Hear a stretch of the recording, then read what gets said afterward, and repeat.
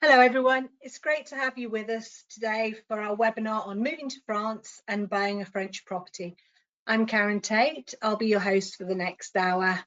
For the past 20 odd years, I've been the editor of French Property News, and I'm also a freelance journalist contributing to titles such as the Sunday Times. I'm joined tonight by our panel of experts who are waiting to answer your questions. Thank you to those of you who've already sent in your questions. If you have one during the webinar, you should see a panel to the right of your screen. So before we get onto those questions, I'll pass over to our panelists to introduce themselves. So Joanna, do you want to go first? Oh, I think you're muted. Hello again. Thank you for joining us. I'm Joanna Leggett, so I'm one of the directors at LEGGETT IMMOBILIER and one of the family members. We've been established for 24 years now in France. We cover all areas of France, so we're here to help you. We have a hand-holding service and we have properties in every region. So hopefully we'll be able to answer any property questions for you tonight as well. Thanks, Lovely, Karen. Thanks, Joanna. And Sharon? Thanks, Karen. Hi, everybody. I'm Sharon Rovel. I'm a French mortgage broker. I look after the international team at CAFP. We're 14 mortgage brokers throughout France. We deal with non-resident and expat clients, or anybody with an international aspect to their mortgage application. We look after the customers throughout the buying process, from establishing initial budget right the way through to completion. I look forward to answering your questions this evening. Thank you. Thanks, Sharon. And Paulette? Hi everybody, my name's Paulette Booth. I'm the co-founder and director of Agence AXA International. We're a dedicated English-speaking AXA agency covering the whole of France. So no matter where you are, we can help you. Lovely, thanks Paulette. And Tracy?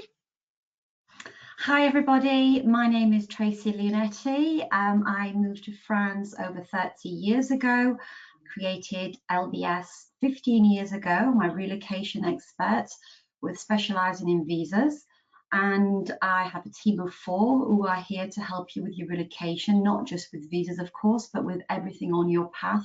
So visas, healthcare, driving licence, car registrations, and we have a big emphasis on business creations, business management as well. So we're here tonight to answer your questions, probably more around about visas, but of course we can help you with your whole project. Lovely, thanks Tracy. And Amanda? Oh, good evening, everybody. Thank you, Karen. My name is Amanda Johnson. I work for the Spectrum MyFA Group. We're a firm of international financial advisors. I'm based here in France. We're fully regulated, so that means you're protected.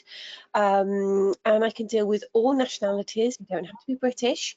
And I can help you when you're moving to France, or living in France, with everything to do with your investments, your pension planning, inheritance tax planning, so anything to do with tax. And I think that I'm sure there'll be some questions this evening about tax. So yeah, look forward to answering those questions. Thank you, Karen. Thanks, Amanda. And Jonathan? Thank you, Karen. Good evening, everyone. My name is Jonathan Watson. I'm a currency specialist for Lumon. Lumon is an international payment provider with real expertise in the foreign property market, predominantly France. I've been at Lumon for 15 of our 25 years of trading and helped thousands of clients moving money in and out of France. There's not many situations I haven't encountered. And as well as a good understanding of the French buying process, I'm also very interested in the FX markets. I've done a few media appearances talking about FX forecasts and the markets. So one of the things I like to do in these webinars is actually to find out a little bit more about you, our audience. So you should see on the screen now a poll, all relating to when you might start to look at buying property in France. So this is just really helpful for us to try and get a bit of information, as I say, about you, the audience, in terms of some of the information that we want to give you. You might be there now. You might not be looking for a year. We know these things don't happen overnight, but yes, it's just quite helpful for us to understand a little bit of what when you might be looking to do this, just so we can try and give you some relevant information. So a lot of people looking at doing this in the first half of this year, very keen. That's interesting because pound euro and dollar euro rates have certainly been up a bit. So perhaps the good exchange rate has got people looking at that a bit more intently. So thank you very much, everyone who's answered that poll. And I'm going to launch our second poll, and it's relating to the financial aspect in terms of putting offers in. As we mentioned, buying an overseas property doesn't happen overnight, and certainly in terms of the finances, when you're talking about the currency exchange, there's a number of different options that Lumen can cover to help when you buy the currency. That can sometimes be quite an important part of this. Of course, there's lots of other factors when considering an overseas property purchase that the rest of the expert panel will be running through. But again, this just helps us to try and give some relevant information for this evening's event. So thank you everyone who's answered that second poll. And our final poll, again, about you, our lovely audience, where are you joining us from? It's just, again, quite helpful for us to get that information. The French buying process, exactly the same wherever in the world you're from, but there can be little nuances that we want to potentially cover and share with you. See a lot of people from the UK, that's not a surprise, but a lot of people coming from America. We have seen a big interest there in recent years, and also the rest of Europe and other parts throughout the world. So yes, thank you very much everyone who's answered those polls, and I'll pass back to Karen. Thank you. Thanks, Jonathan. So let's get started with the buying question for Joanna. Deborah Norwood in the UK says, a lot of houses we have looked at are rural and have fosse septiques or septic tanks which need updating. Is this easy to do? Yes, it is easy to do, and you will be given a report for the septic tank because that's legal now. So when you're buying a property, you will have a septic tank report at the time of signing the first compromis de vente. And that can be made a clause if you don't have it. Generally speaking, if the property's been lived in for say 15, 20 years by that particular owner, unless they've changed the fosse, it probably won't conform, but that's quite normal. The cost of changing depends on how many bathrooms you have. Sometimes, obviously the agent, like for ourselves, we know that the fosse doesn't conform, so we will put that into the price to say that the fosse doesn't conform. Sometimes it can be used as a negotiating tool, and we can get companies out to give a quote for how much it's going to cost, and we can negotiate the price. The only thing I'd say to be careful of is to find out what the soil's like, because if you're on solid rock like my house is, it means that it's a lot more work in digging out solid rock than it is digging out normal earth. So it'd just be something to look out for. If there's a fosse already in there, which there usually is, but you bear in mind some of these properties have been in the same families for generations, and they might just have it goes off to a hole in the wall, you know, a hole in the ground. Very rarely these days, but I would just check the soil, what the soil is going to be like, get a quote. There might already be a quote in, but it's quite a simple process. And you have 18 months after buying the property to get it changed anyway. It's not something that you have to change straight away. Luckily for myself, they said my fosse needed to change, which was 7 years ago when I bought this house. No one ever came around to check, and now they've put mains drains in, so I don't have to do it at all. It's been great. Very lucky for you, and hopefully a reassuring answer for Deborah. And as you say, it is very common for properties in rural France to have septic tanks. It's absolutely the norm there. So let's move on to a residency visas kind of question for Tracy. As always, we've had quite a few people wanting to move over to France. We've got Kate Tremaine says, my husband is currently applying for his Irish citizenship. I am British. What do we need to think about when relocating to France? And Linda Garbett, who's also British with an Irish partner, says, what visas do we need with an EU and non-EU passport? Okay, so yeah, really good questions. So what you need to bear in mind if you are married to an EU passport holder. So in this particular circumstance, an Irish passport holder. And it's amazing how many Irish passport holders we now have since Brexit. Surprise, surprise. It means keep your husband or wife, because they actually are worth keeping, with an Irish passport. Hey, that's got my joke in. So the good thing about this means that you can come to France with your Irish passport holder or your EU passport holder without applying for a visa up front. So that facilitates moving to France. What you will have to do is, within the first 90 days, apply for the EU spouse residency card online via the ANF website.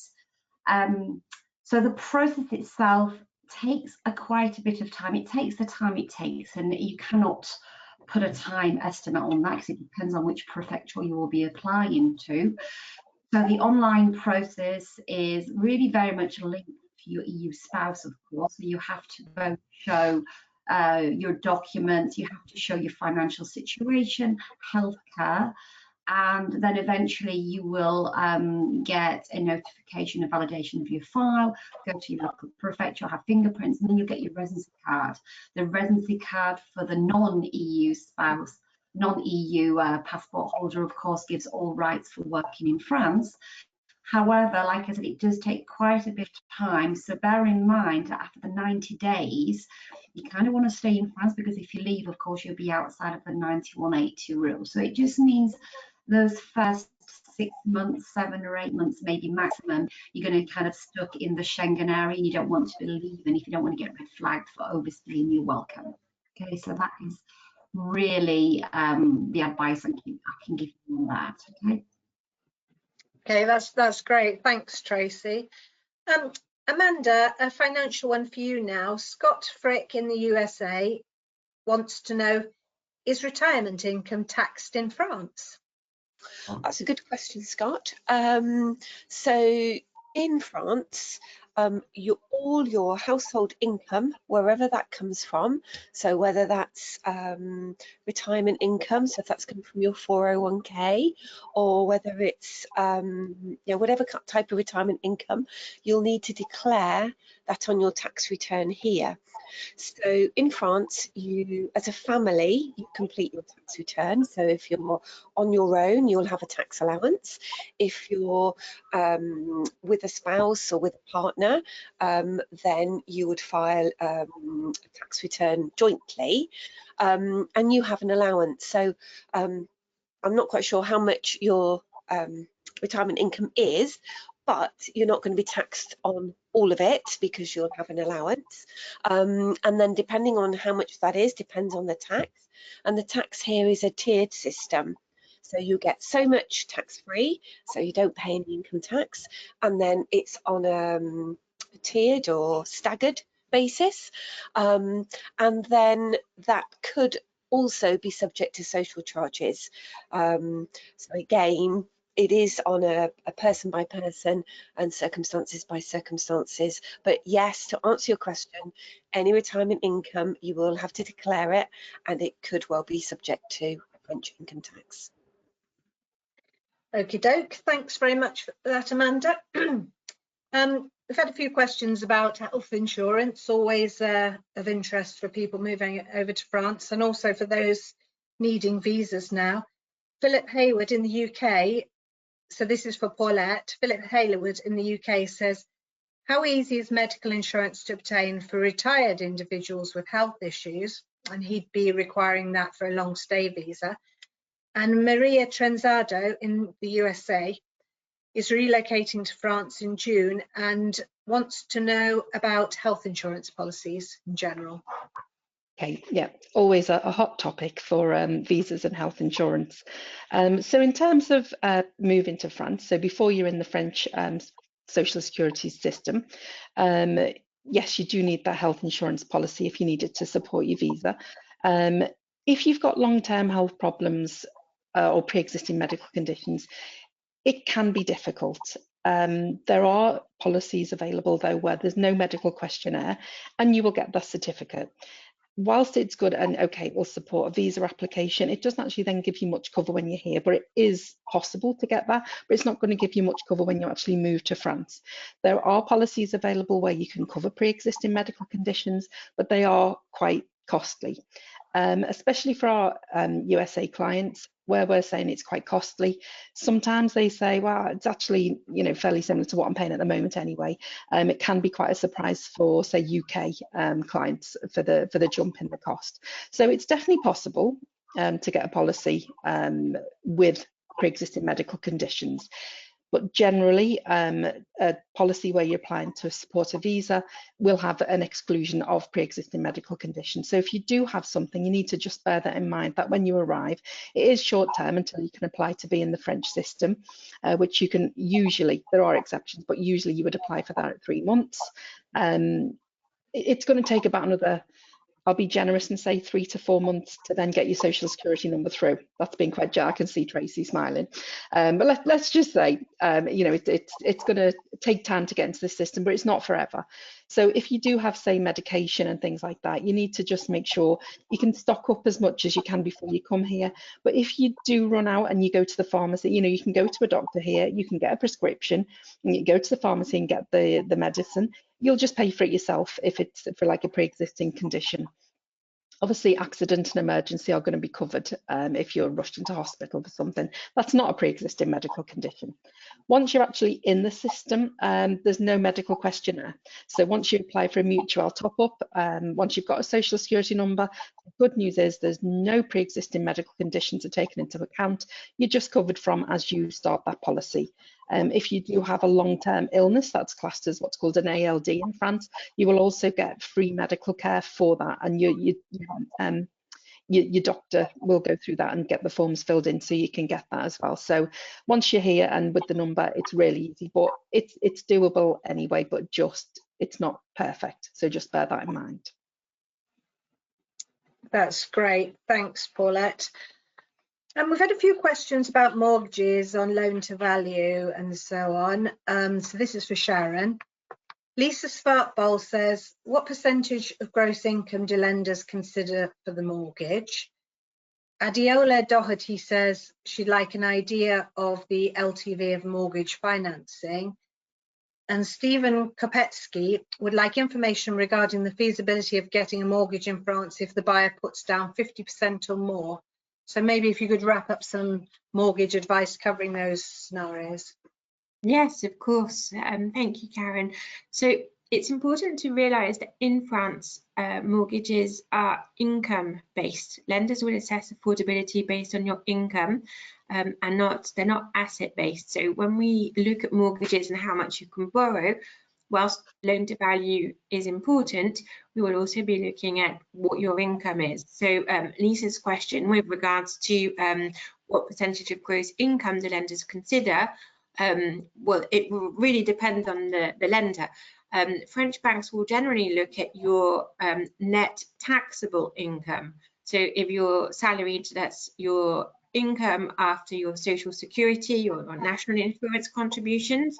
So it's what tax is applied on. If you're self-employed, they will generally take an average of your last 3 years bottom line figure, so not your turnover, but your net taxable profits. If you have dividends or other investment income, they will generally take an average of the last 3 years. And if you have rental income, they will look at the gross rental income minus 20 or 30%, depending on the bank. We can't go over a 35% debt to income ratio. So they will look at your global debt related outgoings and then make a ratio with your income. So global debt related outgoings will include your existing mortgage payments, even if they have to buy to let properties, hire purchase agreements, lease agreements, and of course the new French mortgage, as well as any other loans you may have. In terms of loan to value, as a non-resident buyer, lenders would typically expect that you put down between 20 and 30% of the property price excluding all of the purchase costs. Some lenders may be able to go up to say 85% loan to value, but generally if you aim between 70 and 80% loan to value, you should be okay for getting a mortgage. There was a question with regards to putting down 50%. It doesn't really matter. It may open up more lenders to you, but by putting down more, it's not a way of avoiding the debt to income ratio criteria, unfortunately. However large your deposit is, we still have to ensure, the lenders still have to ensure that you respect the debt to income ratio criteria. So putting down a 50% down payment may open up more banks, but it won't necessarily get you a better rate or get around affordability. So yes, debt to income ratio is how we assess mortgages, and it's generally on your net taxable income. That's I great. hope I answered that. Quite complicated, sorry. Yeah, no, that's great. You packed a lot in there. Thanks, Sharon. So let's have a currency question now for Jonathan. We've made an offer on a holiday home in France, but now we're starting to worry as we've heard currency changes could make the final price more than we agreed to pay, which was at the top end of our budget. Do you have any advice on transferring the final payment? I think you're still muted. Thank you, Karen. Apologies, schoolboy. Firstly, congratulations on the offer being accepted. You made a good decision to buy at the moment with the rates being up. What should you be thinking about? Well, you should potentially, you should be concerned because, you know, the start to finish process of buying a property in France, you know, you're talking a good 3 months really from that compromis de vente, the sort of exchange, the initial contract to the acte de vente, so a good 12 weeks or so. And in that time, the currency markets will change. That's one of the things we can guarantee in the currency market. Rates are changing all the time. Now, spoiler alert, no one knows exactly what the rates are going to do. And just to make that really clear, you know, there's no sort of key to the currency markets in terms of understanding exactly what's going to happen next. The currency market is just a reaction to what is happening in the world, and we've seen that sort of recent events with a change in the White House. You know, Mr. Donald Trump, you know, he's had quite a big impact on the market. Not going to get into politics, but I don't think he quite knows sometimes what he's going to do next. How are the currency markets or you buying your property overseas supposed to try and guess that?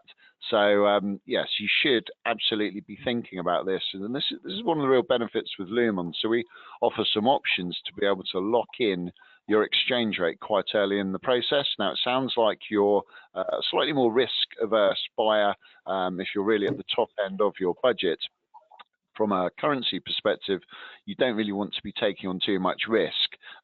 Give you a snapshot of some of the forecasts that are out there at the moment. There's about a 9-cent range between the high and the low on pound-euro levels over the next 3 months. So the highest forecast is about 5 cents up. The lowest is 4 cents down. If you're talking about, say, a €200,000 purchase that you got, if we do see that lower forecast, the 4 cents, you know, that's the best part of £8,000 extra you're going to have to find for that purchase. So absolutely should be thinking about this. As I say, the bottom line is no one knows exactly what's going to happen next, but we have some different options where you can lock exchange rates in quite early on in the process, so you know exactly what the property is going to cost you. So congratulations on the offer being accepted, and speaking to a specialist now you've had that offer accepted really is the best step.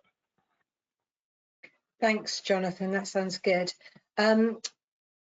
Another question for Joanna now from Bernard Walton, who says estate agents show the asking price for a house, but what additional costs do we need to bear in mind? And Linda Ann Garbett also would like to know about the additional fees and costs on top of the sale price. Okay, so other than sort of other experts that might not be involved in the actual house, The price that you see advertised by agents in shop windows or in magazines or online will show the agent's fees. So the price is included, and when it's included, it will say on the advert whether the buyer pays the fees or the vendor's paying the fees. It can be either in France. In the UK, for example, it's normally the vendor that pays the estate agent fees, but in France it can be either, and it will tell you which one that is at the bottom. But the price that you see advertised for the house is the price including the agent's fee. The only other charge that you will possibly have on top will be, well, you'll definitely have the notaire costs, but the notaire costs, probably only about 20% of that goes to the notaire. The rest of it is all your stamp duties, your land registry and everything like that. That's all included in the notaire's cost. The notaires vary depending on department to department. They can be anything from as little as 6% to maybe 8 or 9% of the property value. So you take the agent fee off, the property value, and then you put the notaire's fees on. But that does include stamp duty and everything else. There's slightly less on, there's some tax advantages and things if you're buying a new build with VAT and stuff like that, could be slightly cheaper. If you're getting a mortgage, it might be slightly more. But generally speaking, it's the notaire's fee and the agency fee is included in the price.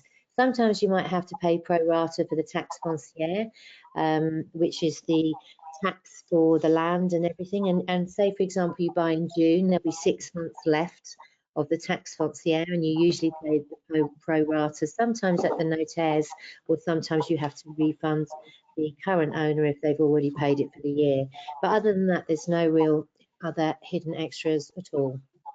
It's quite straightforward. That's great. Thanks, Joanna. That was explained very clearly.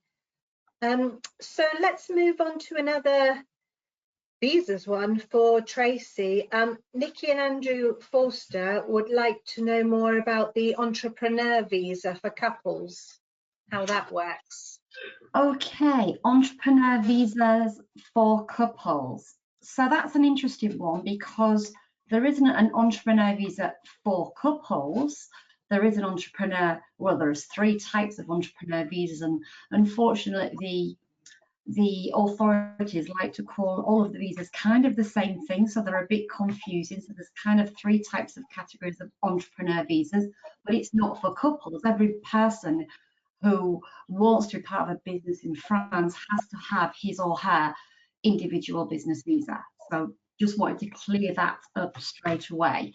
Now, my first, really with this type of question, I would take you onto a consultation and ask you lots of questions, things like, is this going to be a joint venture business? So as a couple, you obviously want to create a business venture together.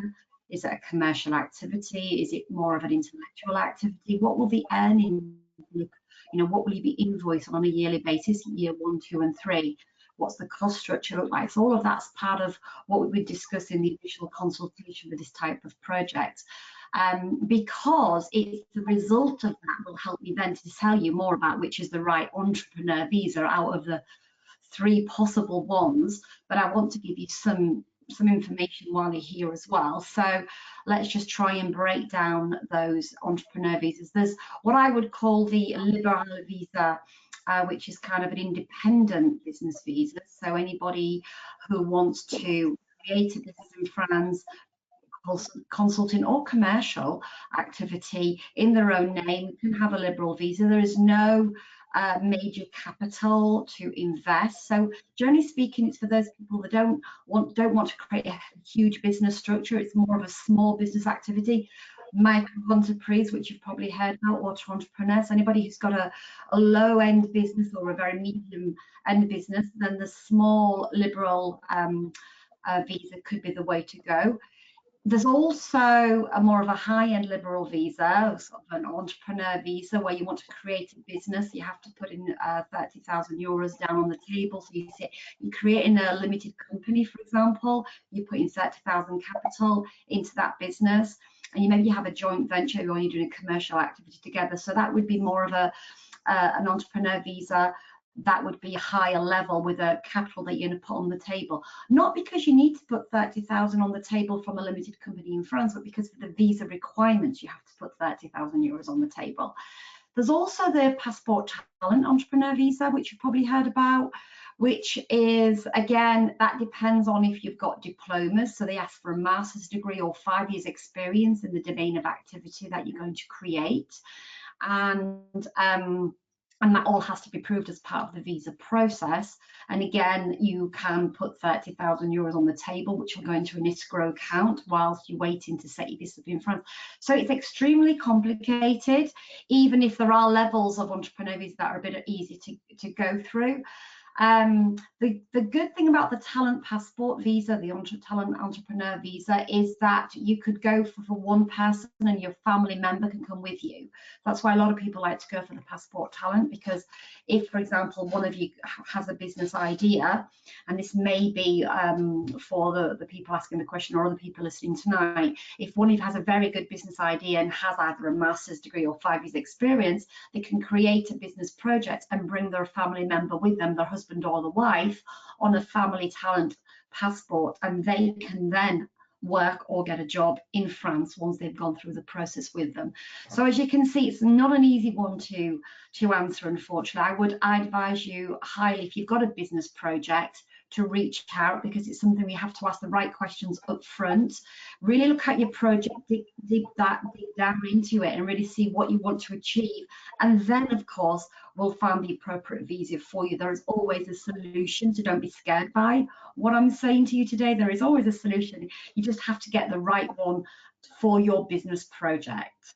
So I'm sorry, it might not be exactly what you're looking for as an answer, but it's quite a complicated question. Thanks, Tracy. I mean, it does sound complicated with all the different visas, but I think it's, you know, it's quite interesting that France has so many different types of visas compared to some of the other European countries. There is a visa to suit most people. It's just seeking the advice and going through everything to make sure you get the right one from the start. Exactly. Okie dokie. So let's move on to a finances question for Amanda. Andrew Kreber would like to know more about the taxation of holiday rental income in France, how that works. Okay, well, thankfully this isn't quite as complicated as the one that Tracy had. So again, there's going to be a bit of a theme on this. Any income that is earned or you've received in France, you'll need to declare. So again, taxation of holiday rental income. I'm going to make an assumption. I'm assuming that his holiday rental is here in France. So again, what he would need to do is he'll have to let the tax authorities know that he's received this income, and again, depending on how much that is, so he'll have to complete a tax return. Now, I know that Paulette and Tracy and myself, we all know people that within our networks that can help somebody complete their tax return. So that's always possible. You don't have to do it yourself, but you do need to declare. And then depending on how much the income is, then it could be subject to French income tax. So a little general thing, if you're earning, you've got to declare it, and then they'll decide how much you're going to pay in tax. So sorry about that. It's not the Cayman Islands. Yeah, I was going to say that's just one of those sad facts of life. You pay tax. Okay, so moving on now to a question for Paulette, and this time it's about life insurance. Stephen Doherty asks, what difficulties might one need to manage to get life insurance for over 50s? Is there a medical examination or a simple health questionnaire? How does it work? Okay, so if I can explain, when I used to work in Barclays and Legal & General in the UK, I almost felt like when I went through the medical questionnaire with clients, I needed to get a white coat and a stethoscope out of the cupboard. So it's certainly easier in France. To start with, we call it, it's called a Q5. So there's 5 questions. So quick fire questions. If you answer yes to one of those questions, then it may lead to a more comprehensive medical questionnaire, which is, you know, it does ask a lot more. Over 50, not necessarily. It more depends on your answers to the 5 questions. And also then it depends on how much you're borrowing and how much you're insuring. So say, for example, and it's not just the amount for the policy, it's all of your other insurance policies together. So if you have to disclose what other life assurance you have. And if, say, for example, that all comes up to $1 million with the new policy, I think actually the cutoff is about 750,000. If it goes over that, then you probably will need to go and have a medical. Now, it's not a medical, usually it's just a blood test, a few questions and things like that, and questions about pre-existing conditions. You can either fill it in with your doctor. Generally, I wouldn't recommend that. There are like medical centres that you can go to where you see the doctor there who it's their job to ask those questions. They know what the insurer wants. They complete it all online. It goes off to the insurer. Whereas if you go to your doctor, we find it takes like weeks to be filled in, and then it has to be sent in and everything. So I would say, in a comparison to what I know from the UK, it's actually a lot easier. An awful lot easier than what we used to have.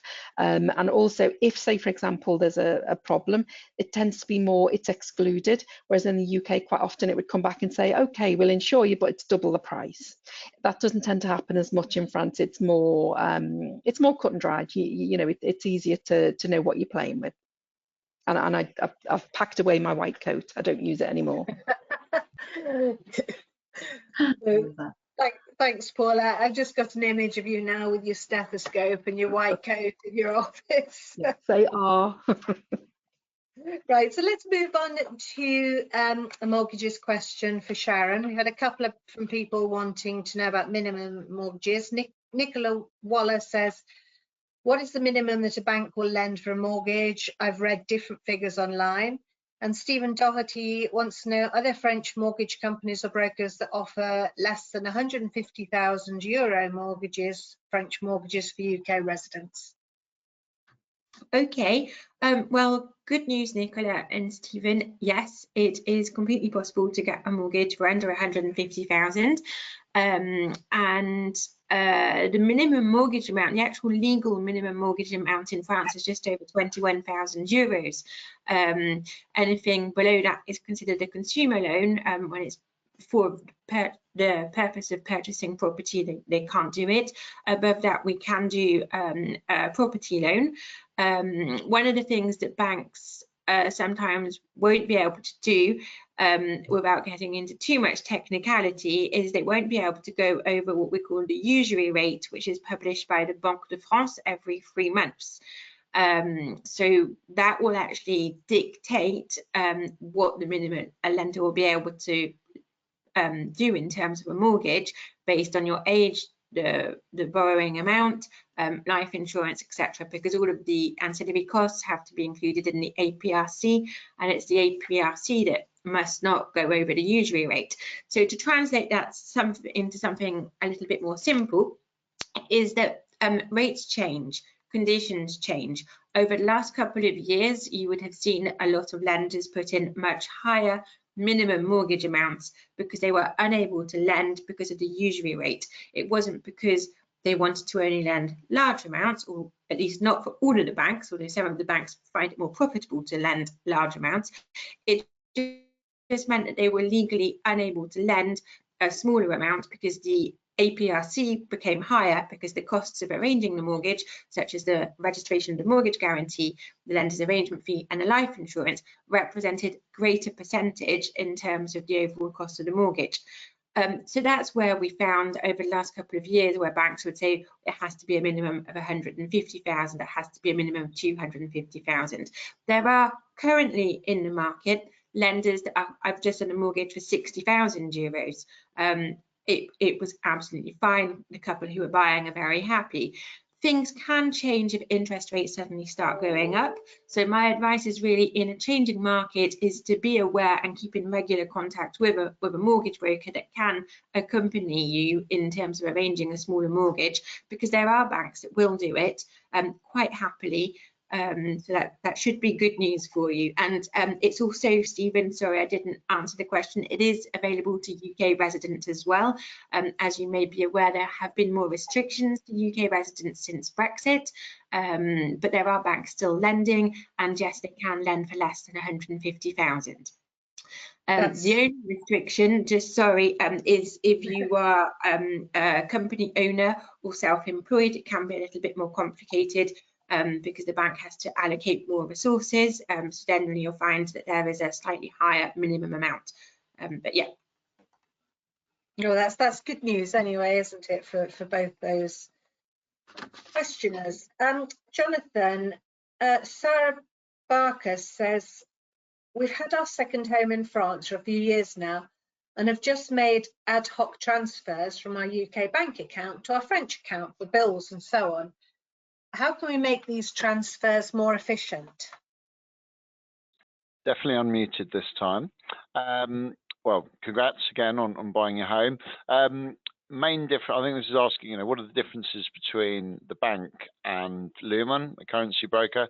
The number one reason is the exchange rate. We can demonstrate savings on the rate against the bank. How do we do that? We trade very large amounts of money as a business, and we've got a bit more flexibility on the pricing that we can offer. In some cases, we have lower overheads, so we're able to undercut the rates of the banks. We do a mystery shopper every so often, well, every few months against some of the high street banks out there in the UK, and we're always aware of what clients are getting through their own banks, so we can double check rates. And the average we look at is about 1 to 2 cents saving. Now, it really depends. There's hundreds of different banks out there, but definitely worth giving us a call to check the rate if you wanted on those smaller monthly amounts. And it may only be a handful of euros difference, but 10, 20, 50 euros, whatever it might be a month. Of course, over the course of the year, that's going to really add up. There's no transfer fees or costs either. You get 100% of the rate that is quoted. So it's very transparent in that sense. Sometimes banks will have an international transfer fee.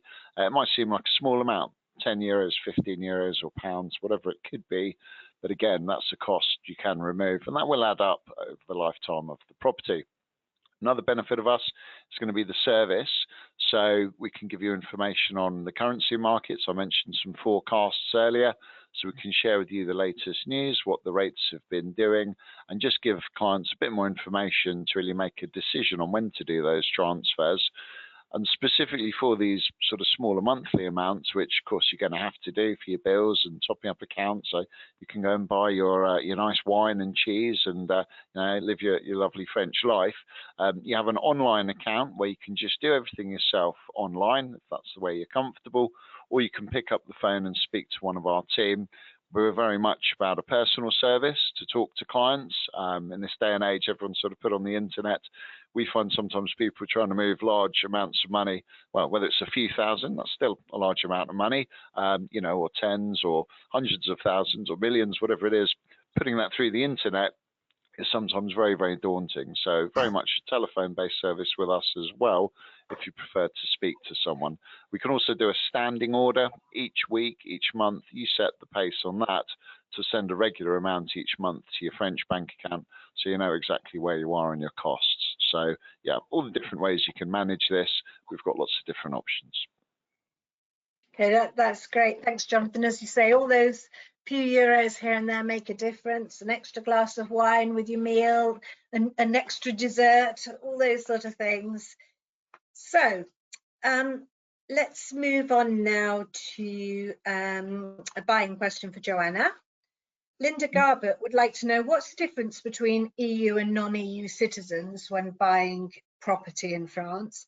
And are there any tax restrictions for older properties? As she has read, it is better to buy a new build in France. Well, tax, you'd probably need to speak to the tax experts here, but realistically, no, there's no difference. The price of the property remains the same, whatever nationality you are. We have a lot of American clients, and the price will be exactly the same as if they were buying from the UK or in France itself. With new builds, there is some VAT exemption. You would need to, speak to the agency or whoever's involved with that, but you pay slightly less because of that. But then when you come to sell it, obviously it goes back on later on. But realistically, you're buying the house in France from any nationality, and they're, apart from perhaps mortgage or stuff like that, it's just the same price. The house will always remain the same price. That's great. Thanks, Joanna. As I say, it's the same for non-EU and EU. And apart from the VAT changes, there's really not a difference in the taxes on buying an old or a new house. Not taxes, but just remember, obviously, currency. That's the big difference. So, you know, the currency. If you're buying, you're buying in euros, it's not going to change. But if you're buying dollars or you're buying from pounds, it can change. And so, you know, as Jonathan was saying, forward book your currency rate, so you're locked in, and the house price isn't going to change at all, up or down. But that would make a difference on the price of the house. Okay, thanks, Joanna. Another one for Tracy now. I'm very well aware, Tracy, that you answer all sorts of questions on living in France and relocation, but we've got another visa one for you. So Hey, that can be useful on visas, hey. But it is slightly different, this one, because it's Jane Edmondson is in Spain, and she asks, what sort of visa do I need if I move from Spain to France? I already have a residence permit for Spain. Ooh, I like that one. It's a bit different, isn't it? So, Jane, it really, again, it will be a question I'm going to ask you is which residency card do you have in Spain? Because, of course, if you have a 10-year EU permanent residency card, then you can come to France with that 10-year EU permanent residency card and exchange it in France for a 1-year card. So you will start back at the bottom of the list again, but you can come and change it. However, and this is just coming to light over the last few weeks, because here at LBS we have not only done this 15 years, but we have feet on the ground and ears to every prefecture.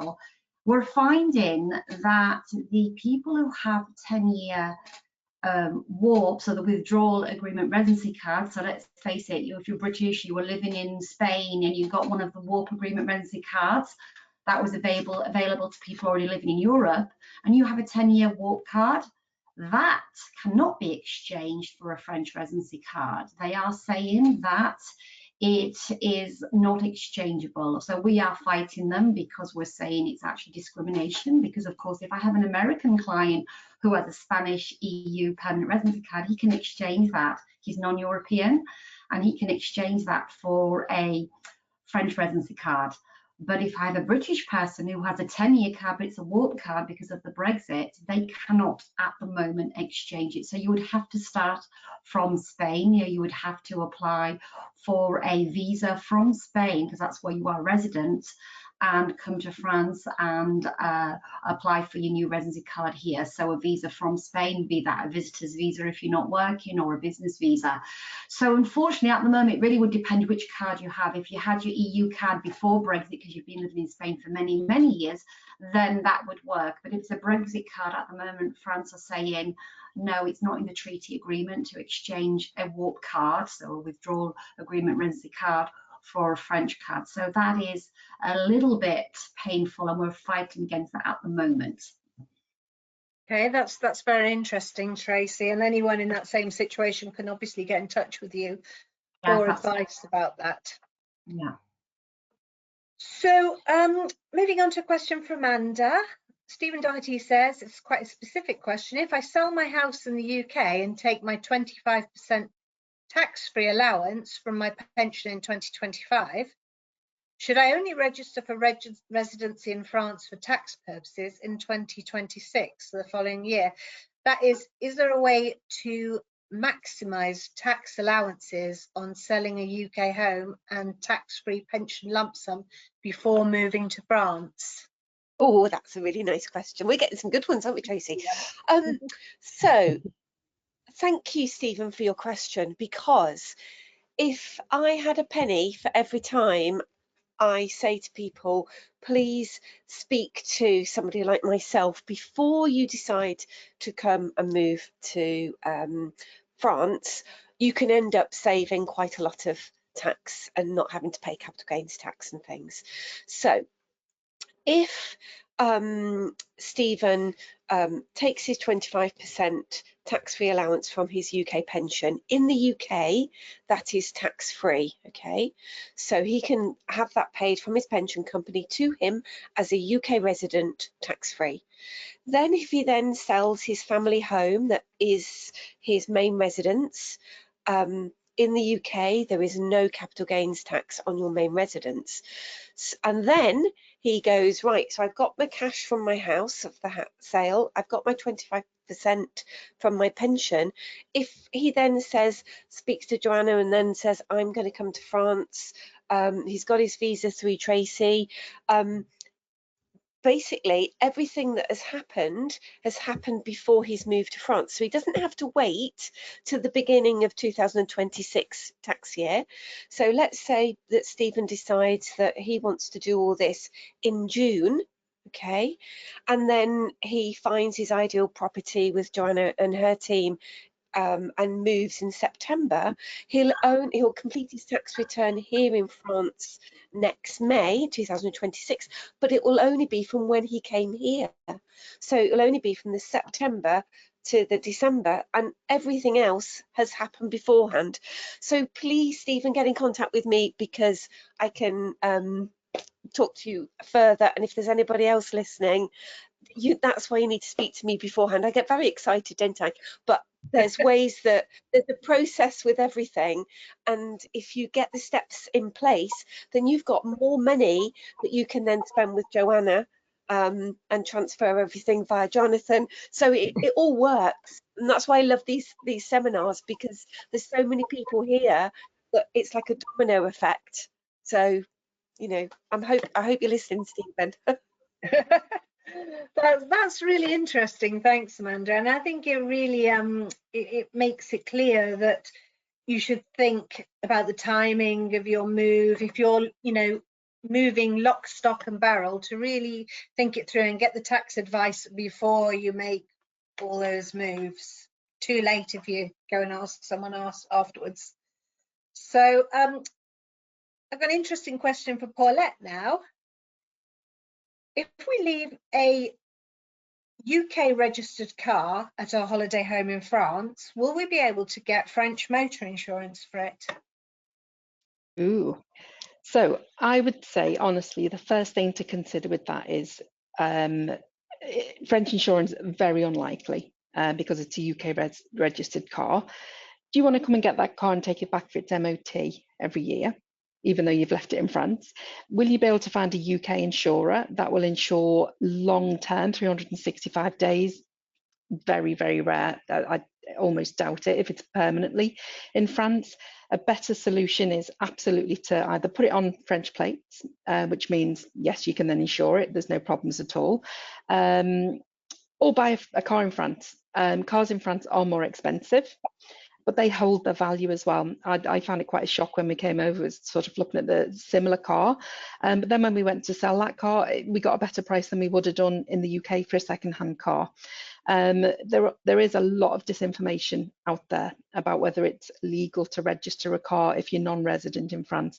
It is perfectly legal to register a car if your main residence isn't in France. So just be aware of the disinformation that's out there as well. And I say, you know, if you leave that car at your second home, it's there for when you fly in, or, you know, well, yeah, you'd have to fly in, I was going to say, or drive over because your car's here. But, you know, if you fly in, you've got a car here then for your holidays, and it's you know, it's really easy. But UK car, if it's permanent, don't do it. Okay, that's great advice. Thanks, Paula. So that's good to know, isn't it, that you can still register a car in France even if you're not resident there. That's good to know. So Sharon, we've got a mortgage question here. Louisa Ackerman wants to know how a new build mortgage works regarding the stage payments. Okay, well, I will keep this short and sweet.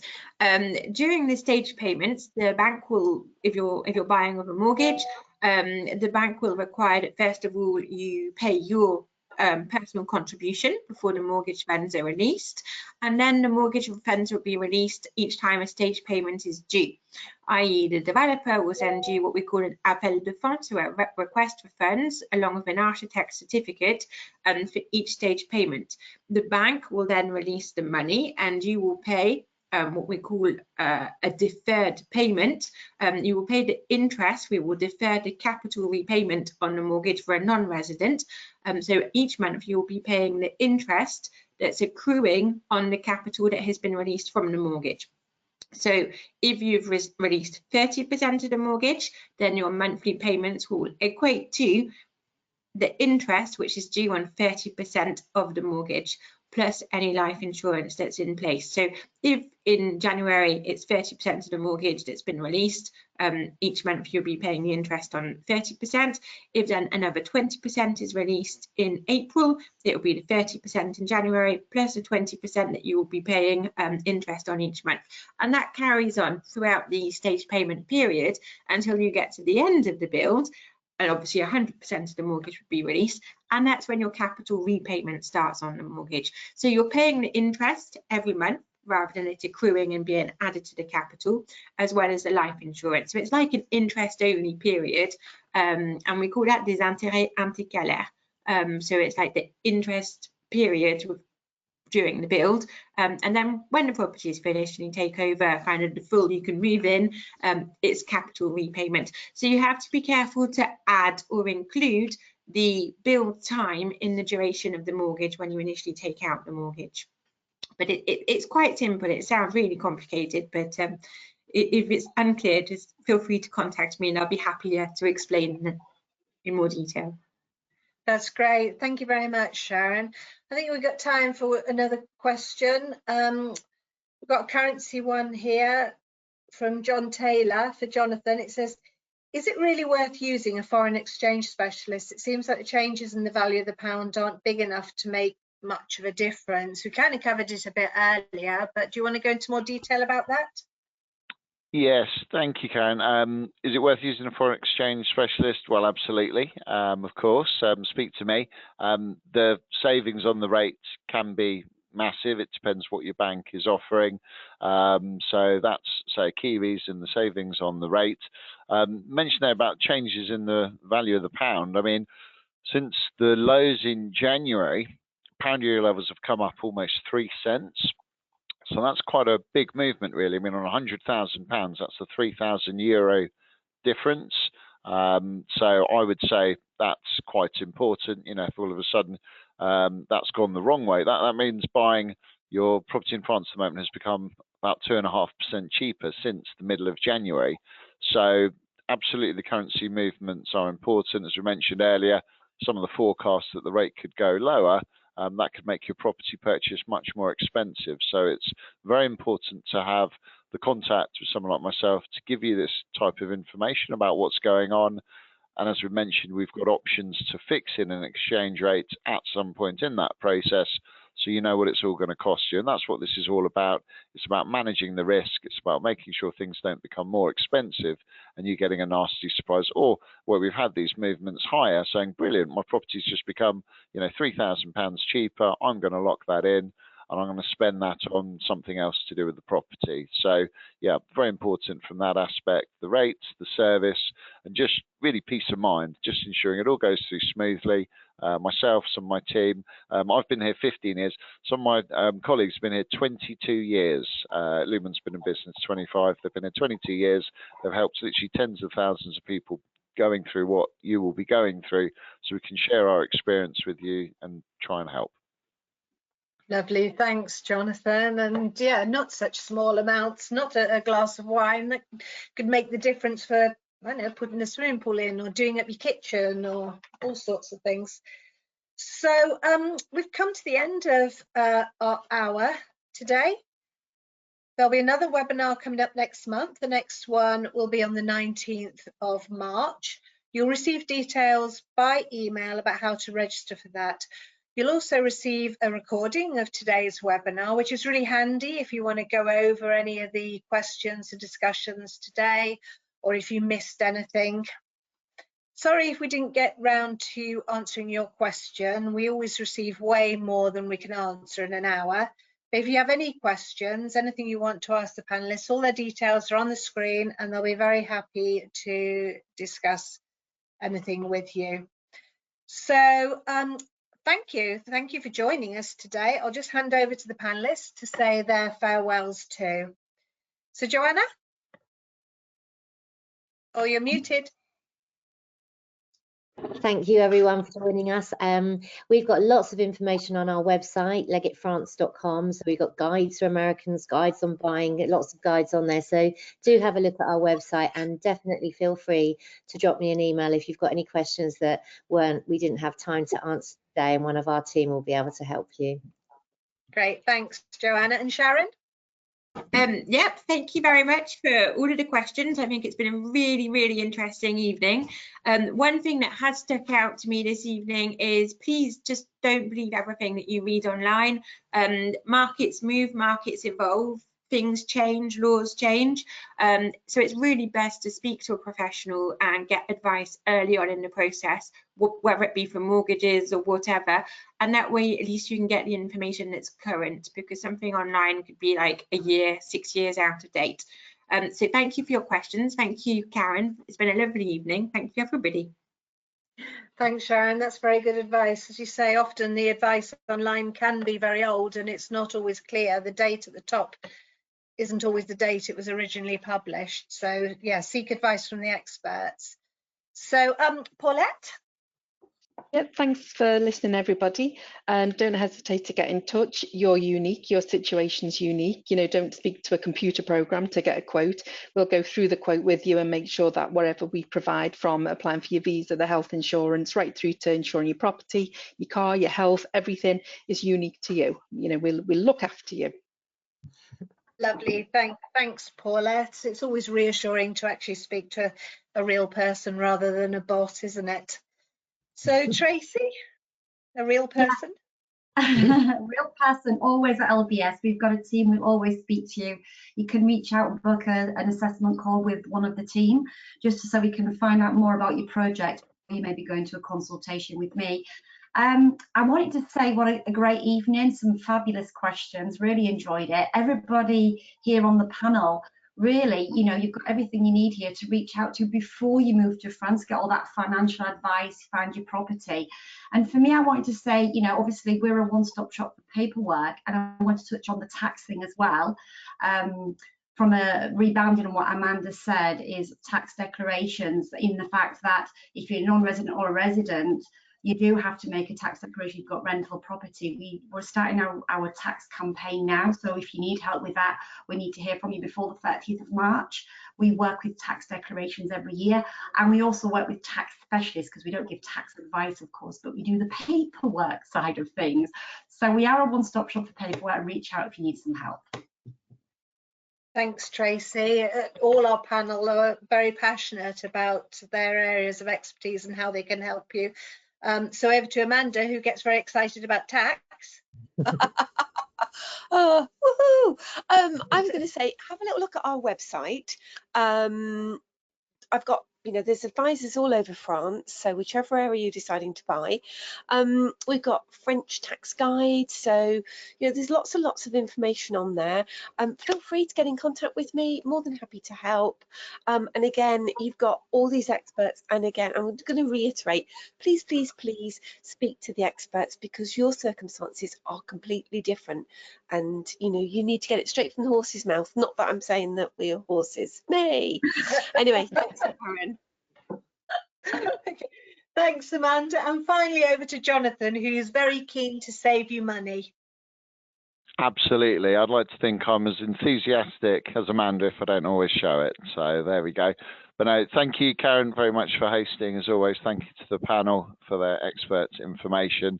And yeah, for myself, just currency markets is a very strong time to be buying euros. You know, pound euro levels are in the few cents off the best points in 3 years. Dollar to euro is again a couple of cents or so off some of the best times in the last couple of years.